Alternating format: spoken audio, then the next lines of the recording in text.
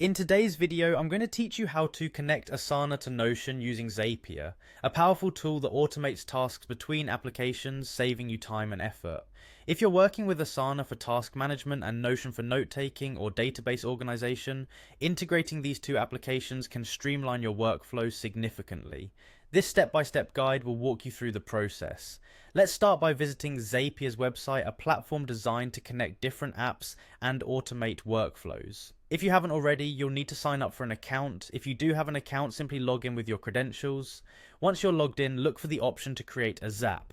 For those who might be new to Zapier, a Zap is essentially a workflow that connects two or more apps to automate repetitive tasks. You'll notice a button labeled Create Zap.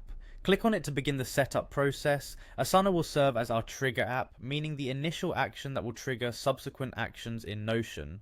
In Zapier, after selecting Asana, you'll need to pick a trigger event. This could be something like new task or task completed, depending on what you'd like to sync with Notion. After setting Asana as your trigger, it's time to choose Notion as the action app.